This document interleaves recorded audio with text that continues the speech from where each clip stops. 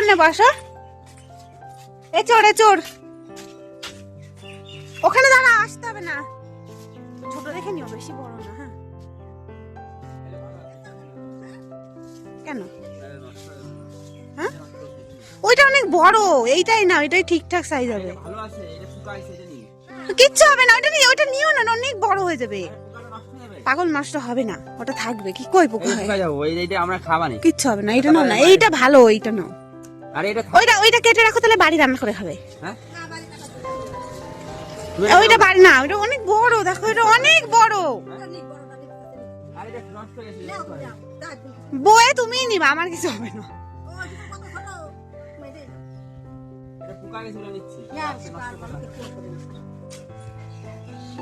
আমার কি নিবা তো তুমি, আমি তো আর ব্যাগ নেবো না।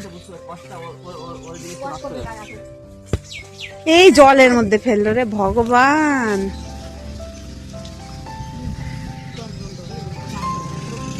থাক না, ও একা একা ঝরুক।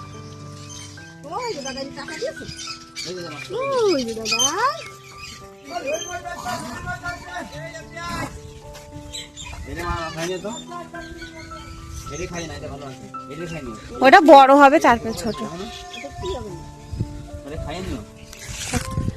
বাবা, এই তুমি নিয়ে দেখো, এর ভিতরে নষ্ট হয়ে যাবে না তো? মামা। হ্যালো সুইট ফ্যামিলি, তোমরা সবাই কেমন আছো? আশা করছি সবাই খুব ভালো আছো, আর আমরাও কিন্তু অনেকটা ভালো আছি। তো চলো, তোমাদের সকলকে আমার চ্যানেলে স্বাগত জানিয়ে আজকে একটা নতুন ব্লগ স্টার্ট করা যাক।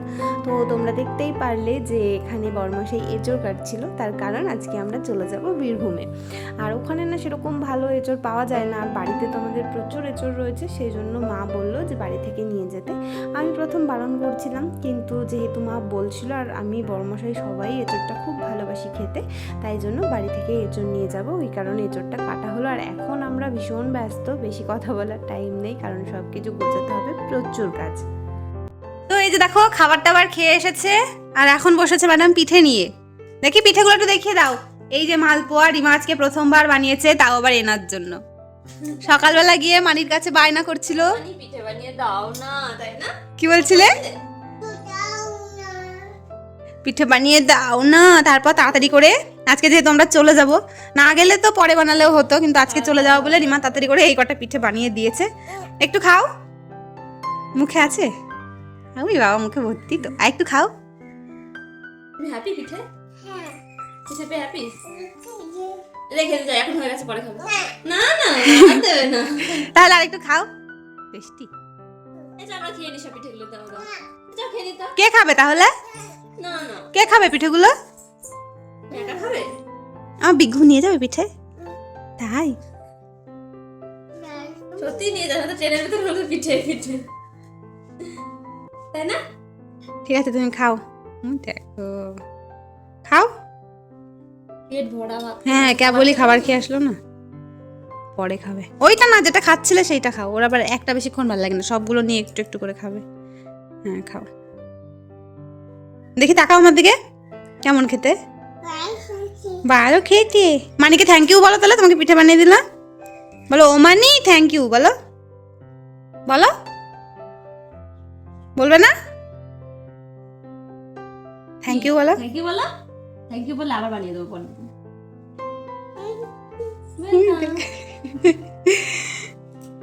প্রথমে আমি বলেছিলাম একটা এঁচড় কাটতে, সেটা তো বড়মশাই কাটেনি, অন্য একটা কেটেছে। তবে লাস্টে দেখা গেল যে আমি যেটা বলেছিলাম সেটাই আবার কাটতে হলো, কারণ অন্যটাতে না একটু কেমন পোকা টাইপের ছিল, তো ভয় পাচ্ছিলাম যে এতদূর থেকে বয়ে নিয়ে যাব, গিয়ে যদি খারাপ হয়ে যায় তো তখন কষ্টটাই পুরো ফালতু হয়ে যাবে। তাই জন্য আবার মা বললো যে তাহলে প্রথম যেটা কাটা হয়েছিল ওটা বাড়িতে এখন কেটে রান্না করে দেবে, আর পরেরটা আমরা নিয়ে যাব। তো সেই জন্য মা এখানে এঁচড় কাটতে বসেছে। আর এঁচড় খেতে আমাদের সবারই মোটামুটি ভালোই লাগে, শুধু বাবা একটু কম পছন্দ করে, তবে আমরা সবাই খুব ভালোবাসি। তো ওই জন্য মাকে বললাম ঠিক আছে তাহলে রান্না করেই দাও। তো ওই জন্য মা ওখানে এঁচড় কেটে রান্না করতে চলে গেছে, আর আমি এদিকে এসেছি ব্যাগপত্র গোছাতে। মানে 2-3 দিন থেকে তো ব্যাগপত্র টুকটাক টুকটাক গোছানো হচ্ছেই, কিন্তু তারপরেও লাস্ট মোমেন্টে কিছু গোছানোর থাকে, তো যেগুলো আগে থেকে ব্যাগে ঢোকানো সম্ভব হয় না, কারণ সেগুলো ব্যবহার করতে হয়। তো সেই জন্যই লাস্ট মোমেন্টের জিনিসপত্রগুলো আমি এখন একটু গোছাচ্ছিলাম, আর একটু পরেই বেরোতে হবে, তো স্নান করে নিয়েছি। আর এখন ব্যাগপত্র গুছিয়ে চলে এসেছি কিন্তু রান্নাঘরে। মাম্মামের দুপুরের খাবারটা এখন বানাবো, যেহেতু বাড়ি থেকে বেরোবো এমন টাইমে যে ওকে খাওয়ানো হবে না বাড়িতে বসে, ওই কারণে খাবারটা বানিয়ে নিয়ে যাব, রাস্তায় গিয়ে খাইয়ে দেবো।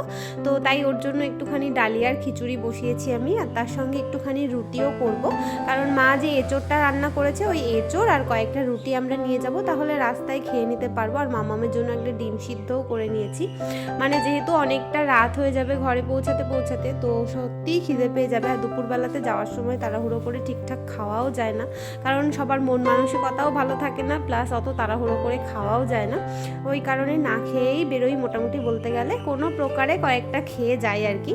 আর পরে রাস্তায় গিয়ে ভীষণ খিদে পেয়ে যায়, তো ওই জন্য টিফিনটা নিয়ে গেলে কি হবে, ভালো হবে, তখন খিদে পেলে খেয়ে নিতে পারবো।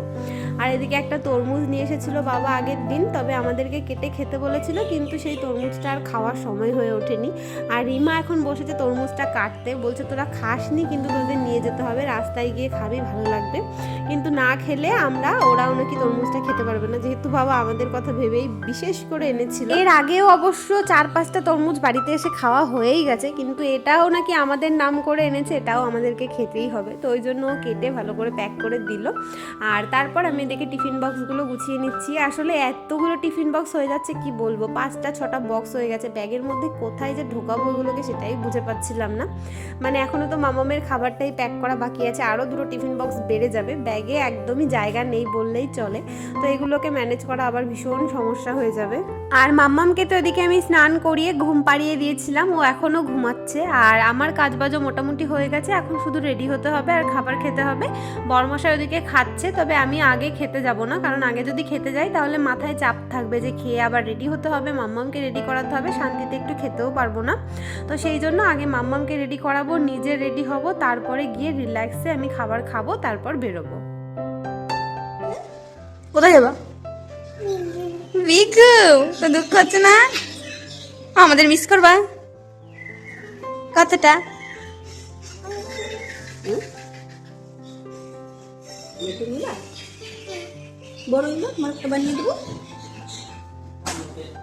শোনো শোনো শোনো, তোমার দুঃখ হবে? হ্যাঁ, দুঃখ হবে? কি হলো?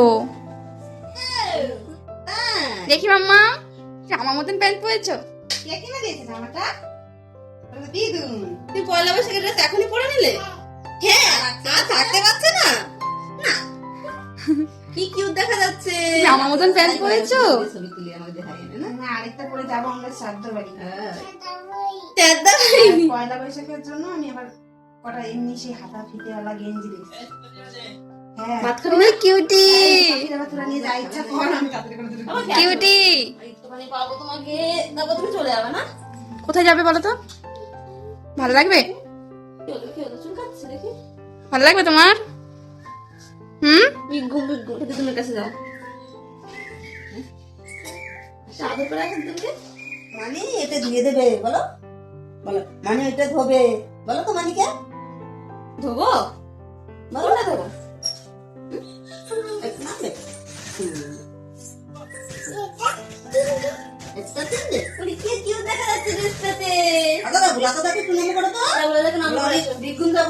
ভালো রাখো আমাকে, ভালো থেকো। সামনে এগিয়ে করো, যাও দাদুর কাছে গিয়ে করো, বলো আমি যেন সাবধানে যেতে পারি না। ওখানে কেন করো দাদুর কাছে? দড়ি লাগাও। আশীর্বাদ, আমাকে একটু আশীর্বাদ দাও। আশীর্বাদ আশীর্বাদ আশীর্বাদ। মিমিকে একটু দিয়েছো। ঠিক আছে, এবার দুজনকে দাও। কি আবার যাওয়ার সময় একটু চোখে পড়ে রে। তুমি কেটে নিয়ে যাও।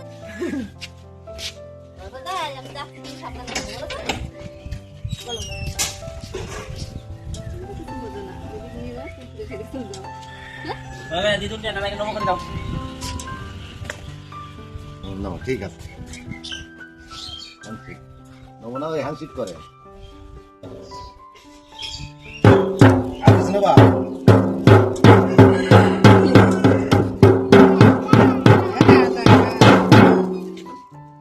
চলো নমো করে দাও। যাই হোক, এদিকে দেখো আমাদের সব কিছু রেডি হয়ে গেছে, খাওয়া দাওয়া মোটামুটি হয়ে গেছে, পুরো নাকে মুখে গিললাম আর কি যাকে বলে, একদমই টাইম ছিল না হাতে, টোটো এসে দাঁড়িয়ে রয়েছে, আমি তখন খেতে বসেছি। না কি করতে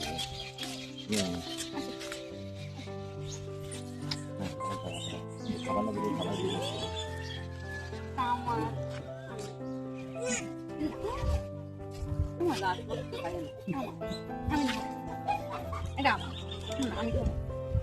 আমি খেয়ে নেবো। আমি খেয়ে নেবো। আমার কাছে থাকবে, তুমি খাবে। হ্যাঁ, পয়সা ট্রেন করাবি। দিদি দিদি ওটা গলার ভিতরে দিদি বাতালে পড়ে না। তুমি চেনে একটু ডঙ্কা হতে পারো?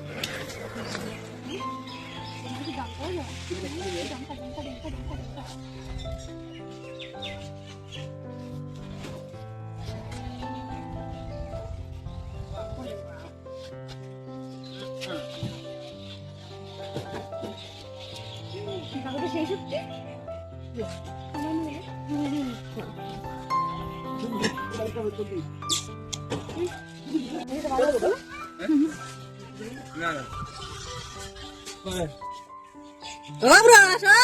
আমার মাম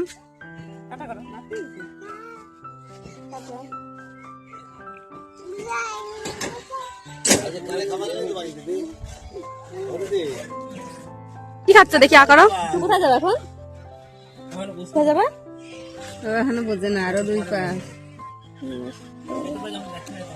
আমি একটু খাই। ওদিক চলে যাবে, সেই ডাকবে। তুলসীর পাতাই তো নেই।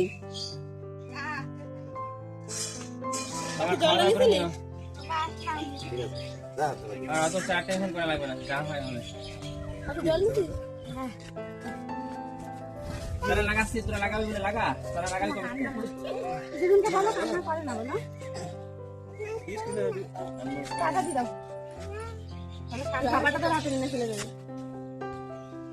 তোর মেয়ে দেখিস কিন্তু। ও মা কান্না করে না, ও কান্না করে। আর নেব না, টাটা দিয়ে দাও। চলো ভাই চলো।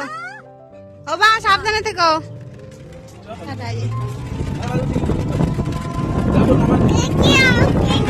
এখন টাটা দিচ্ছে। আমরা বিক্ষণ চলে যাচ্ছি। কতগুলো দিয়া থাকি। এখন তো আমরা চলে এসেছি স্টেশনে, আর এসে দেখলাম যে ওদিকে ট্রেনও ঢুকে গেছে, আমাদের ট্রেনটা এখনো ঢোকেনি। তো চলো এবার যাওয়া যাক।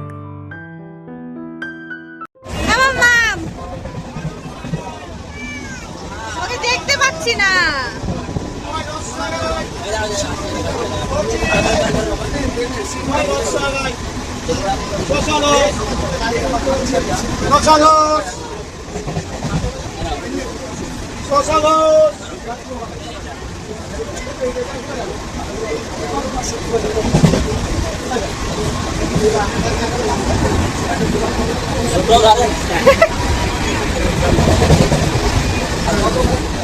এখন বেজে গেছে বিকেল 5:30, আর আমরা বসে আছি নৈহাটিতে। ট্রেন আমাদের 6টায়।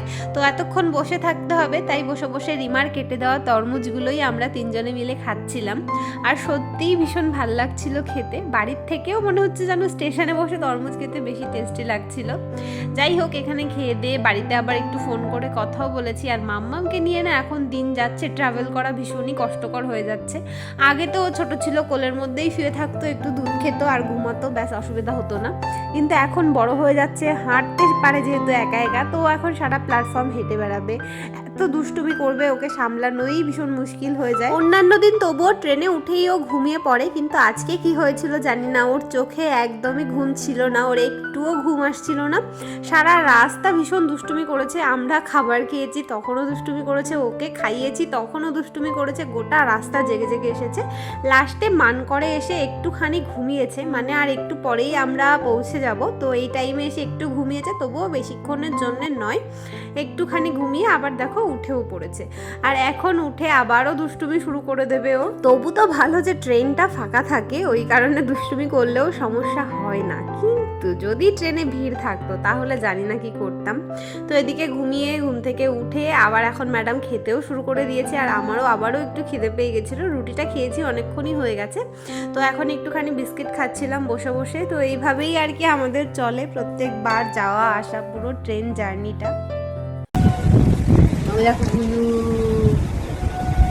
হয়ে গেছে।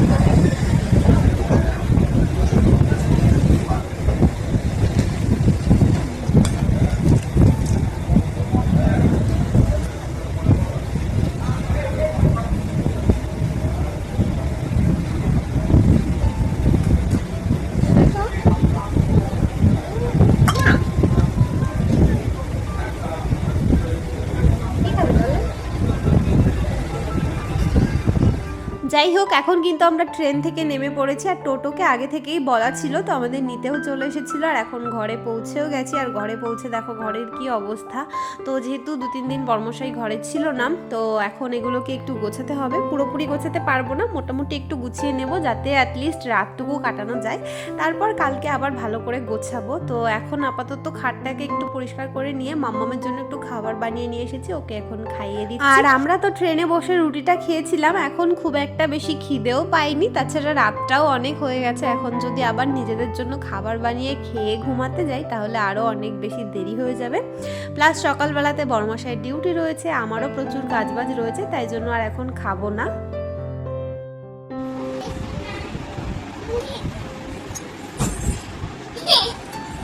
দুষ্ট হচ্ছে, দুষ্ট হচ্ছে।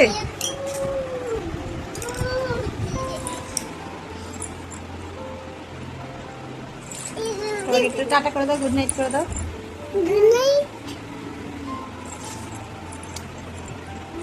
Good night.